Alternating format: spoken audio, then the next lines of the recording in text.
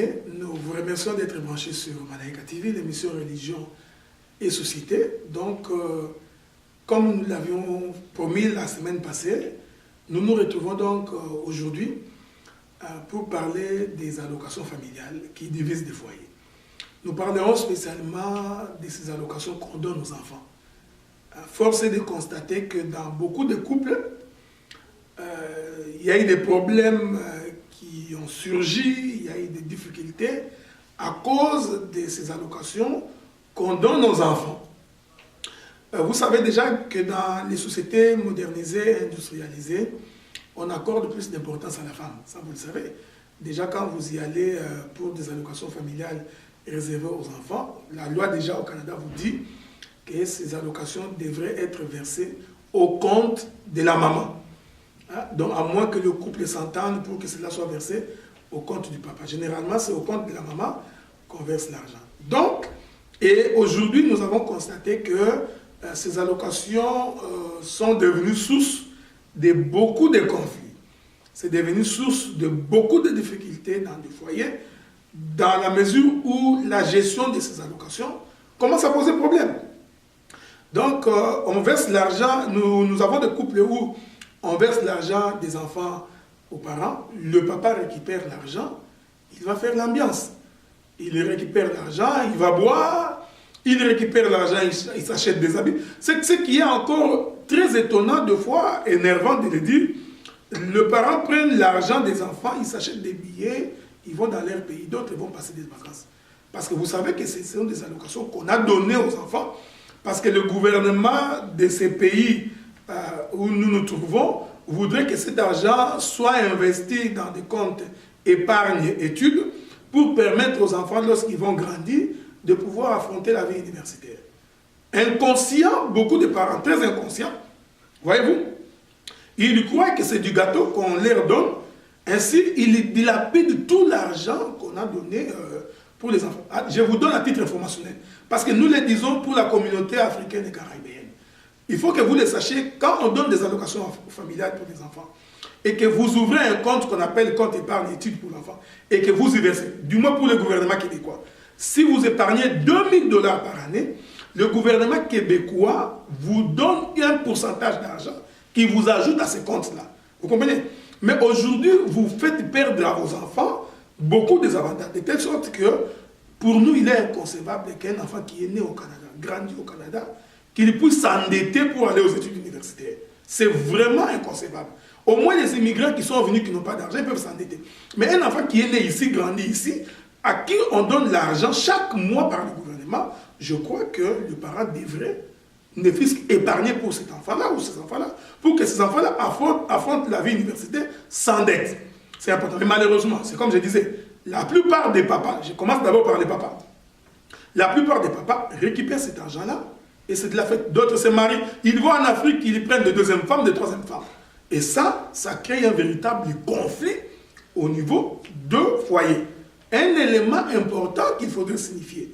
Pourquoi est-ce que beaucoup de parents, de papas, mettent la main sur l'argent à location qu'on a donné aux enfants? Parce que malheureusement, la plupart des parents ne veulent pas travailler. Ils ne veulent pas se trouver un boulot. C'est tout à fait normal. Quand tu n'as pas de boulot et que tu n'as pas d'argent, eh bien, tu vas très vite courir pour récupérer l'argent qu'on a donné aux enfants. Et là, ça crée un conflit. Ça va créer un conflit. Pourquoi? Parce qu'à un moment donné, la maman va s'interposer. Voyez-vous, la maman va s'interposer, il va dire, désormais, je ne te donne plus l'argent. Et là, vous savez, des versets vont être balancés de toutes parts. Femme, soyez soumise, tu es insoumise, je demande de l'argent, vous refusez. Vous voyez, ça crée des conflits, cette femme ne m'obéit pas, cette femme est irrespectueuse. On va donner tous les qualificatifs possibles, tout simplement parce qu'on voudrait mettre la main sur l'argent de l'enfant. Donc, cette question divise beaucoup, je dis bien beaucoup de foyers. Une autre chose aussi qu'il faudrait préciser ici, dans cette même logique, il y a des gens qui croient que faire des enfants dans ces pays, c'est devenir un fonds de commerce. Donc, quand tu as 4 enfants, 5 enfants, tu as l'allocation familiale. Du moins pour ceux qui sont au Québec, hein, vous avez d'abord l'allocation des enfants qu'on donne par le gouvernement fédéral. Ensuite, il y a ceux qu'on donne par le gouvernement provincial. Donc, quand tu as 6 enfants, Donc tu peux ne pas travailler à 5 000, 4 000. Donc il y en a d'autres qui trouvent que c'est une occasion. Ils utilisent les enfants comme fonds de commerce pour se faire de l'argent. En fait, ils font des enfants non pas parce qu'ils veulent éduquer les enfants, ils font des enfants non pas parce qu'ils veulent que les enfants progressent, parce qu'ils trouvent que les enfants constituent une source de revenus. Voici deux problèmes qui se posent dans la société. Vous permettez que nous puissions prendre une pause, le temps pour vous de digérer un peu, ensuite nous allons revenir. Bienvenue sur Malaika TV, je suis le frère Adela. Je vous présenterai l'émission Religion et Société, émission au cours de laquelle nous aborderons les enjeux de la société vus sous l'angle religieux. Restez donc connectés sur Malaika TV et vous passerez des très bons moments. Bonjour, bonne année 2013. Moi c'est Naomi Campana.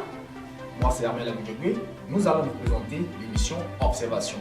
L'émission portera sur les questions socio-économiques, politiques et culturelles. Ne manquez pas Observation tous les lundis et les dimanches sur Malaika TV.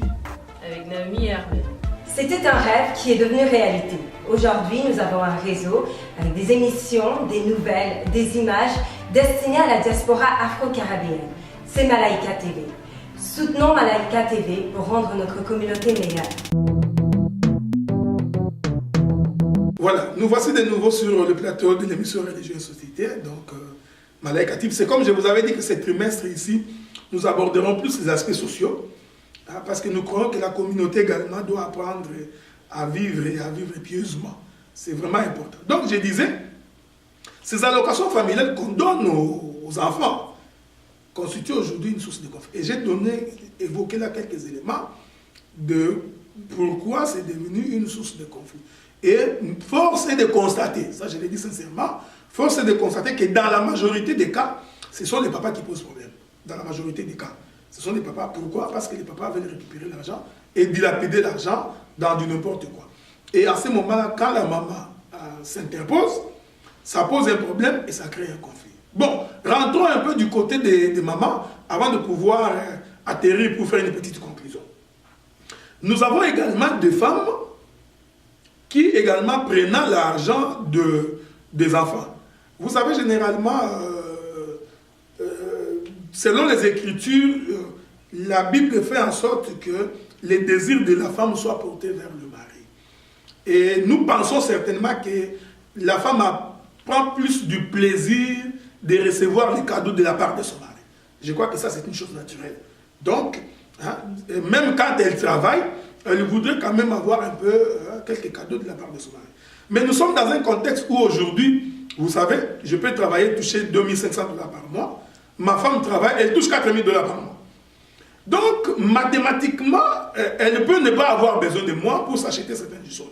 Voyez-vous?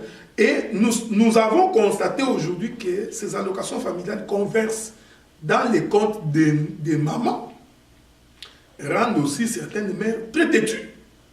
Parce que la femme a l'argent, maintenant elle commence à trouver que l'homme n'a plus de valeur. Vous comprenez? Avec l'argent qu'il a, 2 enfants, elle peut aussi s'acheter tout ce qu'elle veut. Bon, et là, ça commence à poser véritablement un problème parce que le papa va être surpris. Maman a acheté des bijoux, maman a acheté une paire de chaussures, mais le père, comme il n'a pas le contrôle sur l'argent qu'on verse aux enfants, le père va aussi se faire des illusions. Il va se dire, en fait, l'argent qu'on verse pour les enfants, la maman est en train de faire la fête. Et là, il y a un véritable conflit qui va naître. Nous avons des cas où on verse l'argent pour les enfants, le papa n'est même pas au courant, la maman s'est déjà acheté une parcelle, une maison en Afrique ou aux Caraïbes. Vous comprenez? Donc le papa n'est même pas au courant. Nous savons que c'est à cause des conflits, de tout ce que les femmes ont connu au cours de l'histoire, que le gouvernement canadien a décidé que cet argent soit versé à la maman.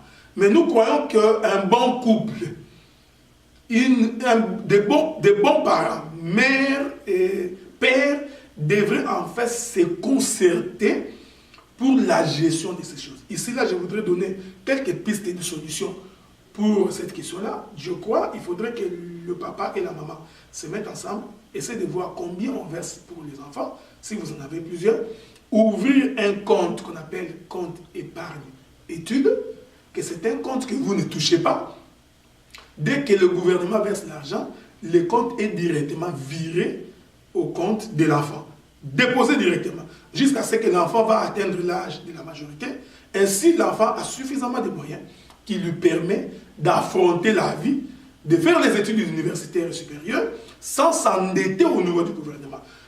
L'Amérique, le Canada, on est chanceux, parce qu'il y a des gens, même à 60 ans, il peut encore attraper un prêt du gouvernement pour aller étudier. Hein? Donc à 60 ans, tu vois un papa de 60 ans, mais qui peut encore s'endetter pour aller étudier. C'est quand même chanceux, mais à 60 ans, tu t'endettes. Quand tu vas finir, mais tu vas mourir bientôt, quand est-ce que tu auras le temps de finir la dette? Tu vois, tu vas laisser la dette sur la tête des enfants. Ce qui n'est pas une bonne chose. C'est pourquoi nous conseillons à nos bien-aimés frères de la communauté de prendre conscience que nous sommes dans des pays qui nous ont offert des systèmes, des cadres qui nous permettent de bien gérer et de bien élever nos enfants. Donc, vous avez un peu d'argent, c'est comme j'ai dit la fois passée, ouvrez-vous, ne fût-ce que... Il y a des gens qui n'ont même pas de compte assurance vie, assurance retraite vie.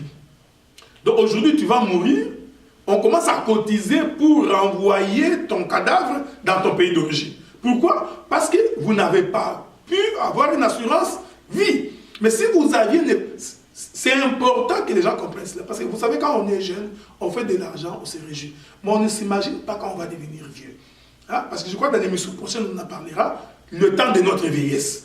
Donc quand on devient vieux, qu'on n'a plus la force de travailler comme on travaille maintenant, il faut vous demander comment tu vivras quand tu vas devenir vieux.